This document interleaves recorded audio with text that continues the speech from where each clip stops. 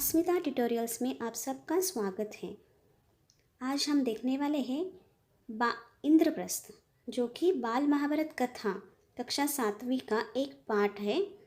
उसमें हम लोग ये पाठ पूरी तरह से पूरी समझ कर पढ़ेंगे। वीडियो स्टार्ट करने से पहले मैं आपको सबको रिक्वेस्ट करती हूँ कि प्लीज़ अपना ये चैनल लाइक करो, कमेंट करो, शेयर करो और सब्सक्राइब करें। अब देखते हैं इंद्रप्रस्थ की कथा। द्रौपदी के स्वयंवर में जो कुछ हुआ था उसकी खबर जब हस्तिनापुर पहुंची तो विदुर बड़े खुश हुए। धृतराष्ट्र के पास दौड़े गए और बोले, पांडव अभी जीवित है। राजा द्रुपद की कन्या को स्वयंवर में अर्जुन ने प्राप्त किया है। पांचों भाइयों ने विधिपूर्वक द्रौपदी के साथ ब्याह कर लिया है और कुंती के साथ वे सब द्रुपद के यहाँ कुशल से हैं। जब विदुर को ये बात पता चली कि द्रौपदी का स्वयंवर हुआ है और जो भी हुआ है, उन्होंने जाके ये सारी जो बात थी उन्होंने धृतराष्ट्र को बोल दी कि वे सारे पांडव और कुंती सब कुशल है और द्रुपद के यहाँ पे वो रहे हैं। यह सुनकर धृतराष्ट्र हर्ष प्रकट करते हुए बोले, भाई विदुर, तुम्हारी बातों से मुझे असीम आनंद हो रहा है। राजा द्रुपद की बेटी हमारी बहू बन गई है, यह बड़ा ही अच्छा हुआ। उधर दुर्योधन को जब मालूम हुआ कि पांडवों ने लाख के घर की भीषण आग से किसी तरह बचकर और 1 बरस तक कहीं छिपे रहने के बाद अब पराक्रमी पांचाल राज की कन्या से ब्याह कर लिया है और अब वे पहले से अभी अधिक शक्तिशाली बन गए हैं, तो उनके प्रति उसके मन में ईर्ष्या की आग और अधिक प्रबल उठी। दबा हुआ वैर फिर से जाग उठा। दुर्योधन और दुशासन ने शकुनी को अपना दुखड़ा सुनाया। मामा, अब क्या करें? अब तो द्रुपद कुमार, धृष्टद्युम्न और शिखंडी भी उनके साथी बन गए हैं। तो ये आपने पता चल गया होगा आपको क्या हो गया है कि दुर्योधन और दुशासन उनसे बहुत जलन करते थे, तो उनको अभी और दुख होने लगा कि अभी देखो उनके साथी बन गए द्रुपद कुमार, धृष्टद्युम्न और शिखंडी, और वो अभी और बलवान हो गए हैं। तो उसके बाद कर्ण और दुर्योधन धृतराष्ट्र के पास गए और एकांत में उनसे दुर्योधन ने कहा, पिताजी, जल्दी ही हम ऐसा कोई उपाय करें जिससे हम सदा के लिए निश्चिंत हो सकें। धृतराष्ट्र ने कहा, बेटा तुम बिल्कुल ठीक कहते हो, तुम ही बताओ अब क्या करना चाहिए। दुर्योधन ने कहा, तो फिर हमें कोई ऐसा उपाय करना चाहिए जिससे पांडव यहाँ आए ही नहीं, क्योंकि यदि वे इधर आए तो ज़रूर राज्य पर भी अपना अधिकार जमाना चाहेंगे। इस पर कर्ण को हंसी आ गई। उसने कहा, दुर्योधन, अब 1 साल बाहर रहने और दुनिया देख लेने से उन्हें काफ़ी अनुभव प्राप्त हो चुका है। एक शक्ति संपन्न राजा के यहाँ उन्होंने शरण लिए है। 30 पर उनके प्रति तुम्हारा वैरभाव उनसे छुपा नहीं है, इसलिए छल प्रपंच से अब काम नहीं बनेगा। आपस में फूट टालकर भी उनको हराना संभव नहीं है। राजा द्रुपद धन के प्रलोभन में पड़ने वाले व्यक्ति भी नहीं है। लालच देकर उनको अपने पक्ष में करने का विचार बेकार है। पांडवों का साथ वे कभी नहीं छोड़ेंगे। द्रौपदी के मन में पांडवों के प्रति घृणा पैदा हो नहीं सकती। ऐसे विचार की ओर ध्यान देना भी ठीक नहीं है। हमारे पास केवल एक ही उपाय रह गया है और वह है कि पांडवों की ताकत बढ़ने से पहले उन पर हमला कर दिया जाए। कर्ण तथा अपने बेटों की परस्पर विरोधी बातें सुनकर धृतराष्ट्र इस बारे में कोई निर्णय नहीं ले सके। पितामह भीष्म तथा आचार्य द्रोण को बुलाकर उनसे सलाह मशवरा करने लगे। पांडु पुत्रों के जीवित रहने की खबर पाकर पितामह भीष्म के मन में भी आनंद की लहरें उठ रही थी। भीष्म ने कहा, बेटा, वीर पांडवों के साथ संधि करके आधा राज्य उन्हें देना ही उचित है। आचार्य द्रोण ने भी यही सलाह दी। अंग नरेश कर्ण भी इस अवसर पर धृतराष्ट्र के दरबार में उपस्थित था। पांडवों को आधा राज्य देने की सलाह उसे बिल्कुल अच्छी न लगी। दुर्योधन के प्रति कर्ण के हृदय में अपार स्नेह था। इस कारण द्रोणाचार्य की सलाह सुनकर उसके क्रोध की सीमा न रही। वह धृतराष्ट्र से बोला, राजन, मुझे यह देखकर बड़ा आश्चर्य हो रहा है कि आचार्य द्रोण भी आपको ऐसी कुमंत्रणा देते हैं। राजन, शासकों का कर्तव्य है कि मंत्रणा देने वालों की नीयत को पहले परख ले, फिर उनकी मंत्रणा पर ध्यान दें। कर्ण की इन बातों से द्रोणाचार्य क्रोधित हो गरज कर बोले, दुष्ट कर्ण, तुम राजा को गलत रास्ता बता रहे हो। यह निश्चित है कि यदि राजा धृतराष्ट्र ने मेरी तथा पितामह भीष्म की सलाह न मानी और तुम जैसों की सलाह पर चले तो फिर कौरवों का नाश होने वाला है। तो पितामह भीष्म और द्रोणाचार्य थे तो बोल रहे थे कि उनके साथ पांडवों के साथ सलाह कर लो और उनको आधा राज्य दे दो।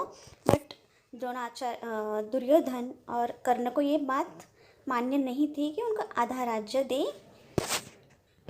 इसके बाद धृतराष्ट्र ने धर्मात्मा विदुर से सलाह ली। विदुर ने कहा, हमारे कुल के नायक भीष्म तथा आचार्य द्रोण ने जो बताया है वही श्रेयस्कर है। कर्ण की सलाह किसी काम की नहीं।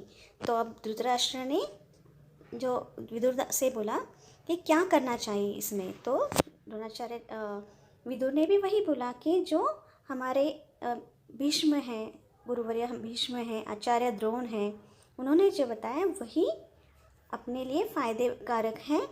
कर्ण की जो सलाह दी है वो बिल्कुल काम की नहीं है।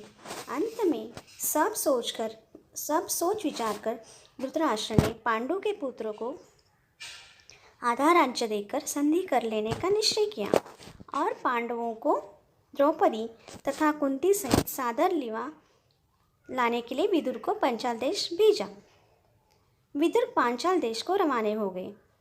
पांचाल देश में पहुंचकर विदुर ने राजा द्रुपद को अमूल्य उपहार भेंट करके उनका सम्मान किया और राजा धृतराष्ट्र की तरफ से अनुरोध किया कि पांडवों को द्रौपदी सहित हस्तिनापुर जाने की अनुमति दी।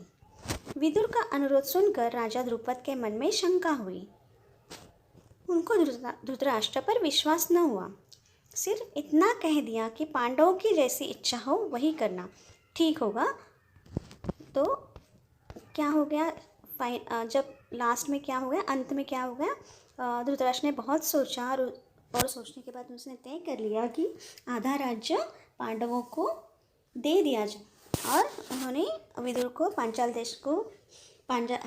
देश के लिए उनको भेज दिया कि सारे पांडवों कुंती तथा द्रौपदी को लेके आ जाए। तो वो धृतराष्ट्र की तरफ से विदुर वहाँ पे चले गए और राजा द्रुपद को बोल दिया कि हम उनको लेने आए हैं और धृतराष्ट्र को जो भी संदेश था दिया। लेकिन राजा द्रुपद का धृतराष्ट्र पर विश्वास न था। तो उन्होंने यही बोला कि जो पांडवों को अच्छा लगे वही करे। तब विदुर ने माता कुंती के पास जाकर अपने आने का कारण उन्हें बताया। कुंती के मन में भी शंका हुई कि कहीं पुत्रों पर फिर कोई आफत न आ जाए। विदुर ने उन्हें समझाया और धीरज देते हुए कहा, देवी, आप निश्चिंत रहें, आपके बेटे का कोई कुछ नहीं बिगाड़ सकेगा। वे संसार में खूब यश कमाएंगे और विशाल राज्य के स्वामी बनेंगे। आप सब बेखटके हस्तिनापुर चलिए।